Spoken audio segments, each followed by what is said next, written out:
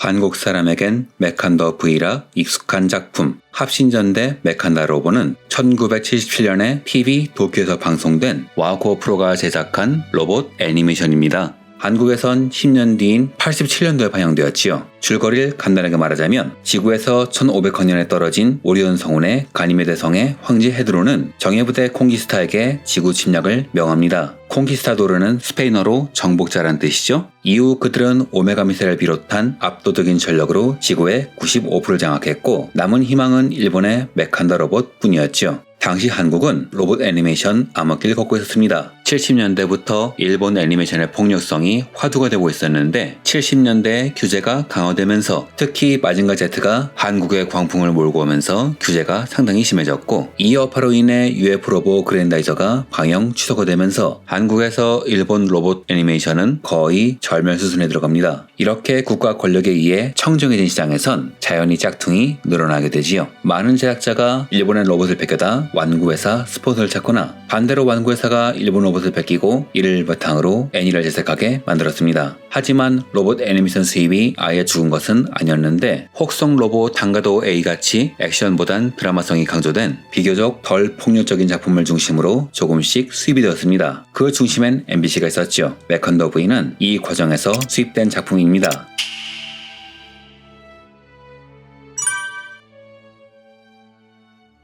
메칸더 V는 당시 한국에 수입되었던 로봇 애니메이션의 특징을 그대로 담고 있죠. 비교적 최근까지 일본만의 성장성과 폭력성은 항상 도마 위에 올랐었는데 90년대 말은 사회단체가 정부에 압력까지 행사한 사례가 있었을 정도로 일본만에 대한 공격은 상당히 강했습니다. 그래서 당시엔 이런 위협을 피할 수 있는 작품을 수입해야 했는데 그러기 위해선 우선 폭력적이면 안 됐습니다. 그래서 당시 들어온 로봇 애니메이션들은 훗날 평을 찾아보면 액션이 별로라서 완구 판매가 신통치 않았던 작품들이 꽤 많지요. 실제로 당시 한국에서 일끌었던 단가드 A, 메칸더 V, 고바리안 등은 드라마는 당시 기준으로 상당히 좋은 평가를 받았지만 로봇 액션은 하나같이 밋밋한 게 특징이었습니다. 메칸더 V는 이런 문제가 거의 극으로 치달은 작품이죠. 70년대 일본 애니메이션에서 가장 주목할 것이라면 나가하마 다다오 감독의 영향이 아닐까 합니다. 그는 아이들용 완구파리 로봇 애니메이션을 당당한 문화작품으로 만들기 위해 불철주야 노력한 사람인데 컴배틀러 V로 슈퍼로봇물의 드라마 작법을 새로 쓴 그는 이후 투장 다이모스에선 적을 죽이기 위한 슈퍼로봇이 아니라 서로 이해하고 사랑하기 위한 인간의 싸움을 그리면서 결국 로봇을 조종하는 것은 인간이며 인간이 그린 드라마는 아름답다는 것을 작품으로 증명했죠. 메칸더 V는 컴배틀러 V가 연 나가하마 낭만의 열풍을 그대로 계승했습니다. 당시 일본은 인구가 터져나갈 지경이었고 그래서 아이들에게 완구를 팔기 위한 로봇물이 폭증하고 있었는데 그래서 나중엔 디자인이 하도 다양해지니까 70년대 후반쯤 되면 디자인이 튀는 로봇들이 속속 등장합니다. 바라타크가 그랬고 메칸더 V가 그랬죠. 저 개인적으로는 참 좋아하는 로봇이지만 냉정히 말하면 결코 대중적이라고 볼 수는 없는 디자인이죠. 그런데 이거 건담의 디자이너인 오카와라 쿠니오 씨가 디자인한 겁니다.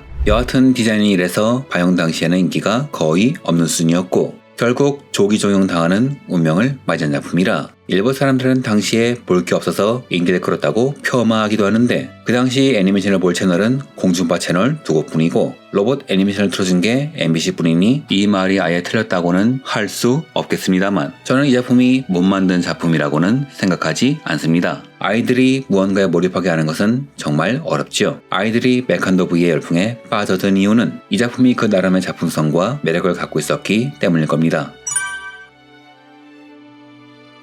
이 작품은 예산이 상당히 부족했다고 합니다. 아니 여러 작품의 제작기를 보면 예산을 충분히 투여하는 작품은 흥행이 보장된 작품 정도니 이는 어쩌면 당연한 일일지도 모르겠습니다. 그렇다면 중요한 것은 예산을 활용하는 방법일 텐데요. 이 작품은 그 방법이 상당히 훌륭합니다. 로봇물의 예산은 쉽게 파악할 수가 있죠. 로봇 작품의 광고판인 액션만 보면 됩니다. 건담같이 막대한 수익이 보장된 대형 프로젝트는 액션의 퀄리티도 당대 최고 수준이지만 메칸더같이 예산이 부족하면 액션에 쓸 돈이 없습니다. 그런데 이런 예산 부족을 당대 다른 작품들은 그냥 전투씬을 짧게 그리고 뱅크씬만 남발했지만 이 작품은 한 발 더 나아가 연출로 해결합니다. 그 결과물이 바로 오메가 미사일이죠. 콩키스타 군단은 메칸도가 기동하면 자동으로 발사되는 무기인 오메가 미사일을 운용하고 있었는데 미사일을 장전한 후 사출하여 발사한 후 목표물에 도달하는 시간이 약 5분 정도라 메칸도는 합신한 후 5분 이내에 적을 해치워했습니다. 이는 훌륭한 연출이었죠. 다른 작품이 왜 전투씬이 막판에 조금 나오는지 설득을 하지 못한 반면 이 작품은 오메가 미사일을 넣어 전투씬이 짧은 게 당연하다는 인식을 시청자들에게 불어넣습니다. 그리고 그 짧은 전투씬을 그릴 예산조차 없어 중간중간에 떨어지는 오메가 미사일을 교차하며 보여주는데 시청자는 오히려 그 오메가 미사일이 나올 때마다 심장이 조여드는 긴장감을 느끼게 되지요. 그리고 전투를 끝내고 메칸도 바로 앞에서 목표를 잃고 떨어지는 미사일을 보며 안도합니다. 사실 이건 냉정하게 보면 울트라맨의 변신 제한을 차용한 것이겠지만 그럼에도 작품의 오리지널 요소를 살린 것임은 부정할 수 없을 겁니다. 다만 오메가 미사일은 완벽한 해결책은 아니었는데요. 아무래도 작품 마지막까지 미사일에 시달리게 할 수는 없었는지 나중엔 미사일 발사 기지를 파괴하면서 제약에서 벗어납니다. 하지만 이 작품의 완구파면은 별로 신동치 않았고 그래서 나중엔 당시에 인기 있던 슈퍼카 품에 올라타 트라이맥스란 메칸더 머신까지 도입하지만 모두 실패하고 결국 28화 시점에서 메인 스폰서인 불마크가 무리한 투자로 파산하면서 제작 기반 자체가 무너져버립니다. 그래서 이후에는 사실상 기존 필름을 돌려쓰면서 사실상 마지막 출하 중 6화를 기존 필름으로 떼어면서 이야기를 마무리하죠. 다만 저는 이를 칭찬하고 싶은데 당시엔 바라타크처럼 완구가 안 팔린다 싶으면 이야기를 도중에 툭 잘라서 무리하게 완결을 지어버렸지만 이 작품은 어떻게든 확실한 결말을 내려고 온갖 힘을 다했기 때문입니다. 다만 70년대가 아니라 요즘의 마지막을 총지편으로 떼었다간 아마 인터넷상에서 두들겨 맞기가 딱 좋겠죠. 7, 80년대니 가능했던 꼼수라고 할 수 있겠습니다.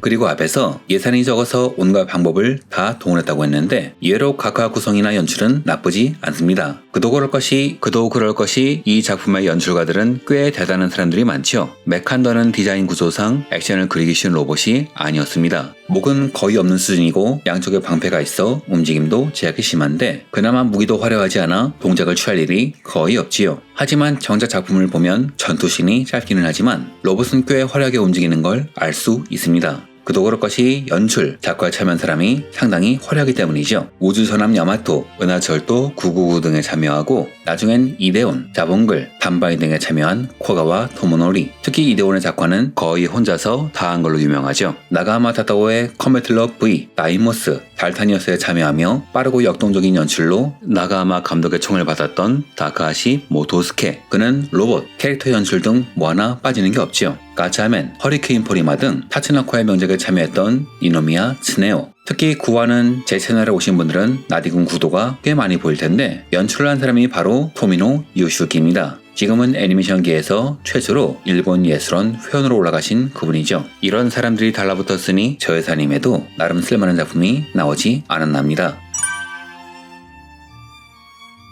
그래서 작품에선 대활약한 메칸더 V. 하지만 완구는 안 팔렸습니다. 그런데 원래 당대에 안 팔린 물건이 후대에 가면 더 비싸지죠. 자연스럽게 메칸더 V의 완구도 가격이 폭등하기 시작하여 지금은 완구의 중고가가 100만원에서 200만원은 넘는 수준인데요. 이런 붐을 노린 것인지 최근에 레트로 붐을 탄 완구 사업을 시작한 아카데미 과학이 프라모델을 발매하기 시작했습니다. 첫 시리즈는 합신을 위한 메카닉인 메칸더 머신이었고 두 번째가 바로 주역기인 메칸더 로보, 메칸더 V였죠. 사실 아카데미가 메칸더를 낸 것은 이번이 처음이 아닙니다. 80년도에 무적철인 헤라클레스라는 이름으로 당시 기준으론 짜장면 값보다 비싼 1,000원에 발매했었는데요. 이 로봇을 보면 왜 일본에서 메칸더가 인기 없었는지 답이 나오죠. 관절도 안 움직이고 몸통과 허벅지는 통째라 거의 움직이지 않습니다. 하지만 안의 일부가 금장 파츠로 되어 있어 당시 아이들에겐 상당히 화려한 키트로 기억되죠. 이후 메칸더 V가 방영하면서 일부 눈썰미 좋은 아이들이 헤라클레스가 메칸더라는 사실을 눈치채버렸고 이후 가격이 1,200원,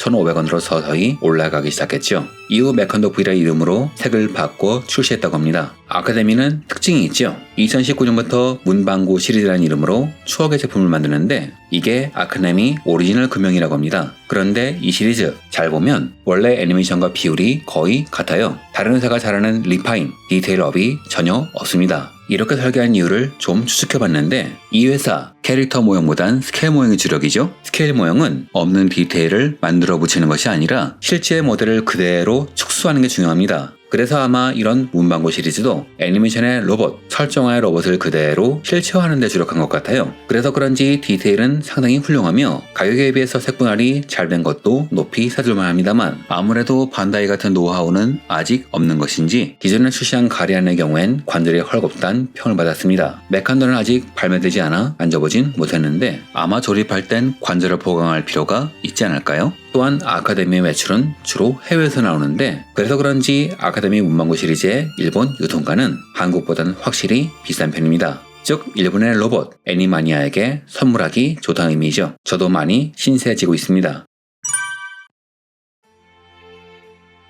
이 작품의 주인공인 지미 오리온은 가니메데의 왕자였지만 헤드론 황제가 침략했을 때 어머니가 지구로 피신시킵니다. 이렇게 우주의 침략자에 의해 고향을 잃고 지구에서 싸움을 이어나가는 로봇 파일럿은 그랜다이저의 듀크 프리드에서 시작해서 발디오스의 마린 레이건으로 꾸준히 이어지고 있었는데요. 이 작품은 한 가지 서술 장치가 더 있었죠. 초중반에 그들을 끈질기게 괴롭힌 콘키스타 여장군 메두사가 사실은 지미의 엄마였던 겁니다. 헤드론은 점령한 가니메데 사람들을 사이보그로 개조하고 그들을 병사로 사용해서 지구 침공을 한 것이며 그 사령관으로 여왕이었던 그녀를 개조하여 앉은 것이죠. 하지만 그녀는 일시적으로 기억을 되찾으며 아들을 결국 구해내고 그럼에도 완전히 기억을 찾지 못하고 다시 아들을 죽이려고 하다가 이후 자신이 키우던 로봇 앵무새에게 자초지동을 듣고 아들을 지키기 위해 자폭합니다. 기억이 사라진 사이보그인 그녀가 모성을 되찾는 과정은 모성에 민감했던 어린 시청자를 눈물짓게 했었죠. 또한 헤드론 황제 설정도 재밌었는데요. 그의 정체는 오염된 가니메데 바다에서 탄생한 괴물입니다. 즉 환경을 경시한 가니메데 사람들의 업보라고도 볼 수 있는데요. 훗날 헤드론이 사람들을 사이보그로 개조하여 지구로 보내자 가니메데의 환경은 점점 정화되어 청정한 자연을 되찾죠. 그러자 헤드론은 이런 깨끗한 별에서 살 수 없어 다른 곳으로 떠납니다. 즉 주인공과 직접 대결하지 않는 최종 보스인 셈인데 당시 상황을 생각해보면 이런 식으로 마무리 지을 수밖에 없었을 것 같습니다. 그러고 보니 우주에서 온 파일럿, 환경 오염이 낳은 최종 보스란 기믹은 당대 로봇물의 트레이드 마크 같은 것이 아니었나 싶어요. 그리고 이 작품의 이런 요소는 이후에 나온 발디오스가 한 단계 발전시켜 거의 그대로 계승하죠. 이상으로 영상을 마칩니다. 시청해주셔서 감사합니다.